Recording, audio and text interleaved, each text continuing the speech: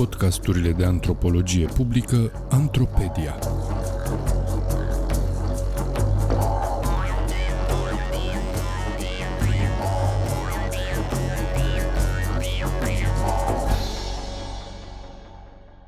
On Hate, Its Objects, and the Poetics of Sexuality, a text written by George Paul Meiu for AnthroArt, read by Daniel Popa. What is hate? How are the objects formed towards which it is directed?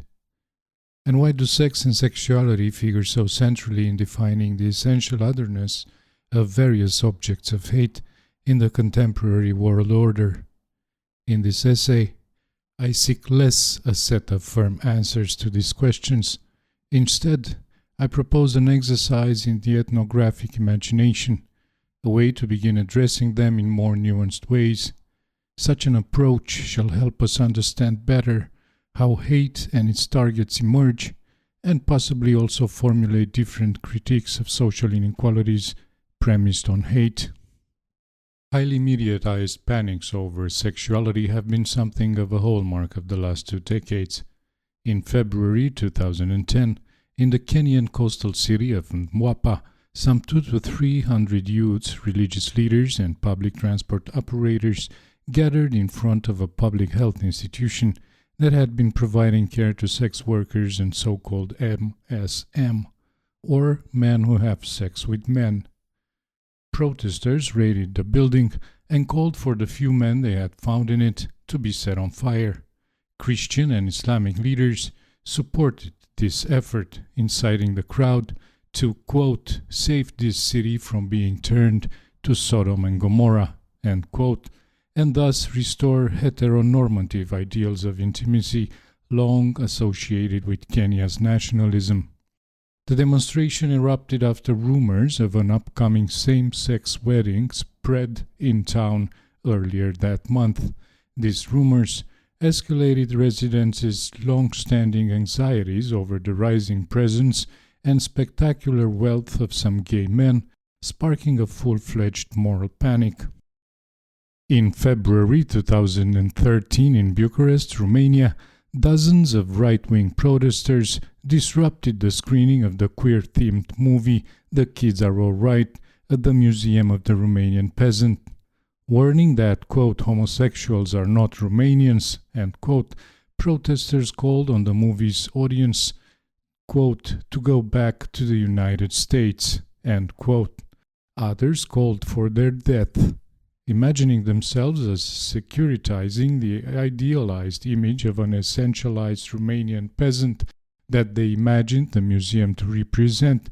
Christian nationalist protesters sought to defend the nation's presumed heterosexuality, its family values, from the foreign plight of homosexuality.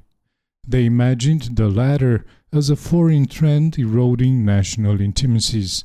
In recurring anti-homosexual demonstration at the museum the following years, protesters also held banners reading, Romania is not Sodom and Gomorrah. I juxtapose the 2 events above to dwell on their ostensible affinity. Surely my immediate predisposition as an anthropologist would be to do quite the opposite, to demonstrate how an initial impression of affinity may occlude the extent to which each of these events mobilizes distinct cultural symbols and imaginaries as well as distinct historical desires and fears. Close ethnographic attention to their specific contexts would demonstrate precisely that. But I also juxtapose those events because I remember feeling both surprised and saddened by them. I had been doing field work in Mwapa since 2008 and came to learn that many of its migrant and migrant settler residents had moved there because they knew the city to be tolerant and welcoming. Meanwhile, born and raised in Romania, I had taken my first steps as a young novice anthropologist under the mentorship of researchers at the Museum of the Romanian Peasant. I remember the institution as a countercultural space that often refused the normative nostalgias of an older nationalist ethnology. So I kept wondering what had changed in both cases. A closer look at emerging trends in their broader regional and continental political economy reveals noticeable patterns. In East Africa, the case of Uganda is already well known. President Museveni's dictatorial regime legitimized his nearly 3-decade-long monopoly on state power by promising to protect Ugandans from the ongoing global plight of homosexuality. In 2009, a year before the Kenyan protest I described, Uganda introduced its infamous Kill the Gays Bill, a bill condemning homosexuals to life in prison or, in some cases, the death sentence. Different versions of this bill have been contested over the last 14 years, only to be passed into law in 2023. Similar campaigns have taken place in neighboring Kenya, Malawi, and Tanzania, but also across the African continent, if with different outcomes. In all these places, legal battles played out concomitantly with popular panics and protests on social media and in the streets. In Eastern Europe in 2013, the year of the protest at the Bucharest Museum, Poland called for the banning of so-called gender ideology, including discussions of LGBTQ+ rights, women's rights, sex education in school, and more. Meanwhile, Hungary witnesses its own moral panics over gender ideology and same-sex intimacies, coupled with growing anxieties over its position in the European Union. And, at least since 2014's Sochi Olympic Games, Russia declared an open war on its LGBTQ+ citizen. In Romania, similar panics and anxieties peaked with the referendum for the family 2018, as well as with debates over European Union regulations regarding the recognition of same-sex marriage. Like in the African context, here too people expressed fear over sexuality as reactions against ongoing imperial powers. It is important to think the timing and affinities between the East African and Eastern European contexts as more than merely coincidental. Indeed, they cut from the cloth, a late capitalist political economy when sexuality, its politics and poetics, plays out in uncannily similar ways across the world.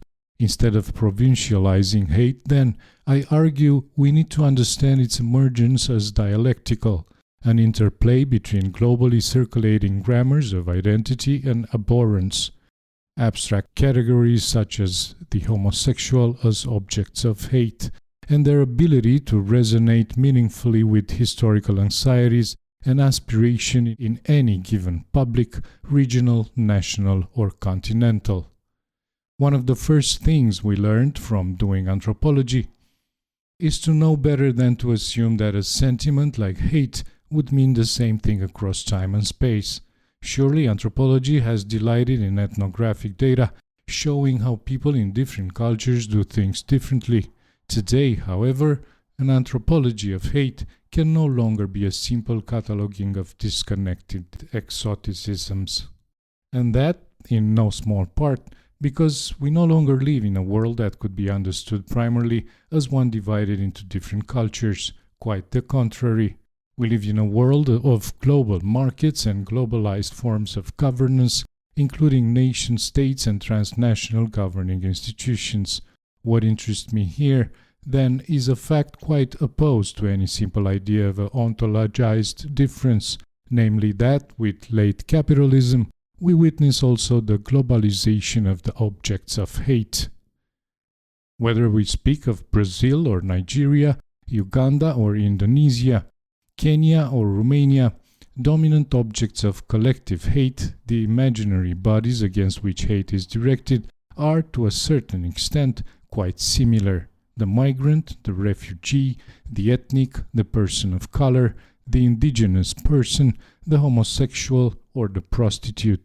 What is more, we encounter these objects of hate ever more implicated in the logics of governance. More proeminently, for the last 2 decades, Governance has worked through highly mediatized moral panics, especially around sexuality, fear of migrants' sexual customs, of liberals deemed subservient to foreigners, calls for sex education in schools, or of LGBTQ+ activists' demands for rights and recognition, to name only a few. The state, itself often castrated by aggressive neoliberal market reforms, unable to sustain promises of welfare and infrastructure, seeks its legitimacy in the face of its citizens through the promise of moral secularization. We are here, political and religious leaders tell us, to protect you and your children from the perversions of globalization.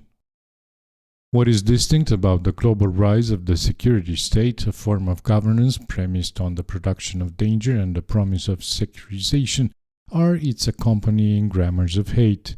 In my recent book, I approach this moment from a paradox. On the one hand, the objects against which political and religious leaders mobilize populist hate, often to distract from their own complicities in the neoliberal markets, are growingly modular. The migrant, the prostitute, and the homosexual, for example, are mobilized efficiently as objects of hate across the world. We often see panics over homosexuals emerge long before any concrete groups or individuals have been identified with this category in any given place.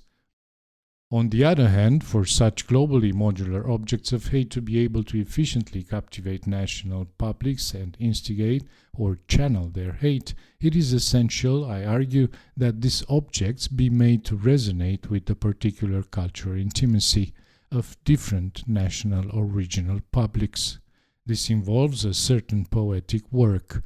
Making the sexualized objects of hate presupposes, among other things, mobilizing fears, anxieties, and aspiration from other domains of life and displacing them onto such objects. How then, we must ask, is meaningful resonance produced between a globally circulating abstraction, e.g. the homosexual, and historically situated social experiences and sentiments?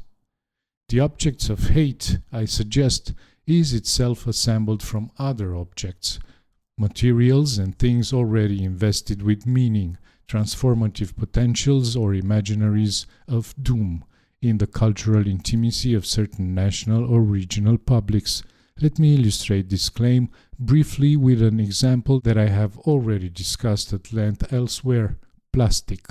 Early in my fieldwork on intimacy and citizenship in Kenya, I came across a homophobic Facebook post by a Kenyan man saying that, quote, homosexuality is a foreign plastic import that does not fit the chemistry of Africans, end quote.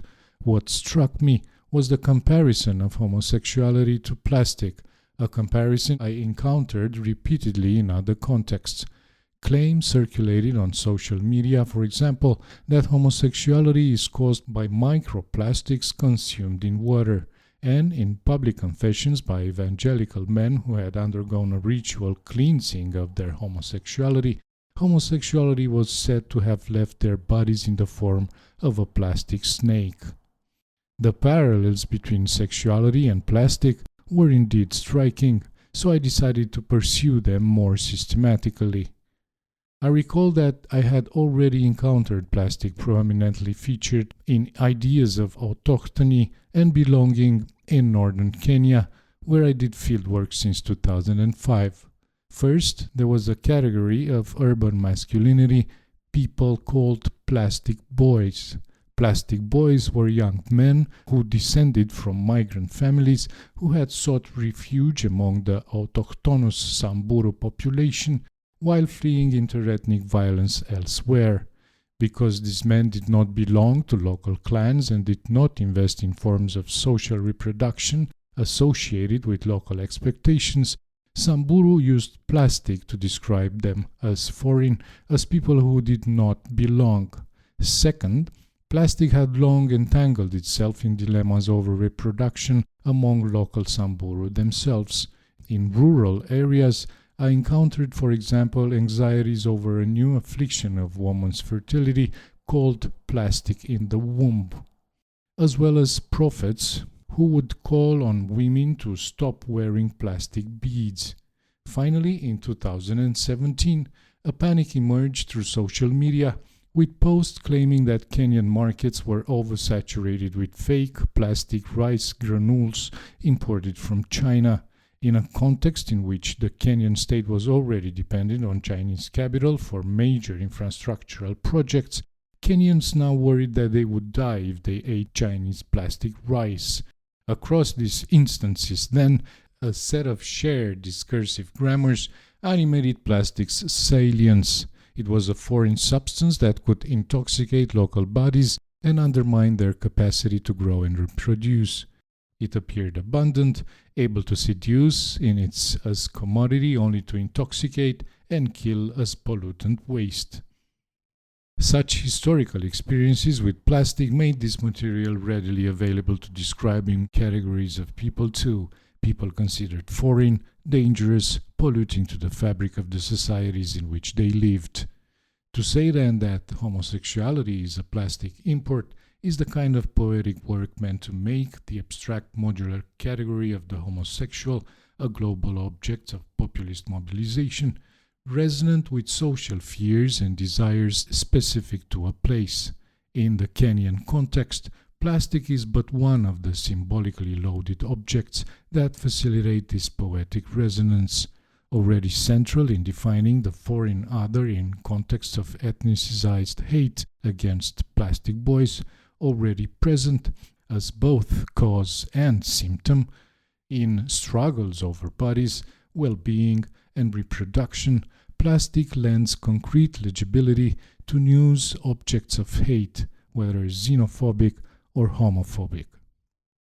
In my book, I discuss several other such symbolically charged objects of poetic resonance, so by no means do I wish to suggest that plastic is the only or even the most significant one in this process, but its example should illustrate how anxieties and aspiration come to be displaced from different domains of social life and later condensed onto newly constituted objects of collective detestation. What does it mean to say, then, that the object of hate is assembled in any given context from different kinds of meaningful and resonant objects available there? Let's take one other example and one explanatory anecdote as precisely a further exercise in the ethnographic imagination. On November 7, 2017, in Sao Paulo, Brazil, radical right conservatives, mostly evangelicals and Catholics, led a march to protest gender ideology. Chanting in front of the Art Institute, where queer and feminist theorist Judith Butler was giving a lecture on democracy, protesters manifested their rage at her presence in the country. They saw her attendance to be a manifestation of what they perceived of the growing incursion of gender ideology in Brazilian society. What captured my attention were images of the protest itself. Amidst protesters raising crucifixes and banners that called Butler a witch, there also appeared an effigy of her, a life-size doll wearing a pink brassiere, a black conic witch hat, and cardboard print of her face. Protesters proceeded to burn her in effigy, a ritual act that mimetically enacted the nation's purification of the affliction of gender ideology, its exorcism from the intimate corners of their society. Butler's effigy reminded me of a ritual I had learned about in Romania. In the late 1990s, I was doing ethnohistorical research in southeastern Transylvania. I learned then from elderly women about a ritual that had been practiced in times of plague pandemics until about the early 20th century. Called the plague's blouse, iachume, the ritual involved women gathering in one household and within a single day spinning hemp into thread, weaving the thread into fabric, and sewing the fabric into a blouse. Then they filled the blouse with straws, producing an effigy, which they then laid down on its back and lamented as if were a dead body. Finally, they enacted a mock funeral procession in which the blouse was carried outside the village and left there. This ritual, elders recounted, cleans the village of the plague. Thinking with the plague's blouse of Butler's effigy elucidates a set of imaginary techniques. The blouse renders concrete, material, tangible, something abstract, that for the villagers existed only in name and its deadly effects. In this ceremony, a set of deep collective fears and anxieties over something imaginable yet invisible were given body, material expression. This body in turn became the agent of affliction, something onto and against which these strong effects could be directed. Its removal from the village, then, was a way to remove the abstract affliction from the community as such. So too, perhaps, with the moral panic surrounding Butler in Brazil. Like the plague in my Romanian example, gender ideology presupposes something less tangible, something that exists but in name and its attributed effects. Its workings seem hidden, mysterious, its agents not readily visible or accountable.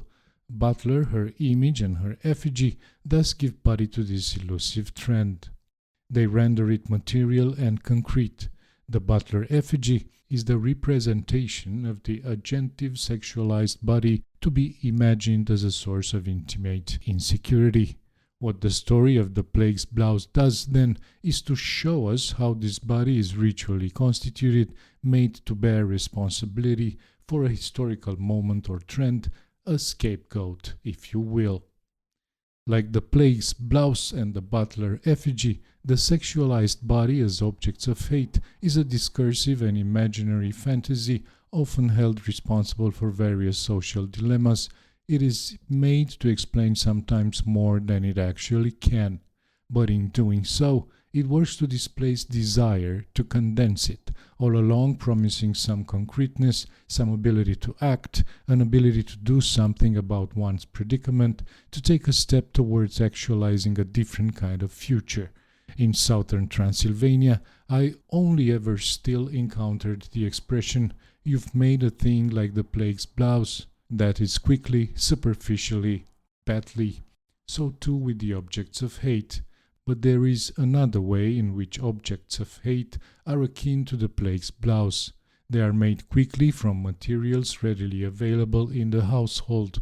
As with plastics, there are materials already invested with meaning that then efficiently transfer collective anxieties on ever new objects of hate. A critique of hate must then also look at the materials through which it is assembled.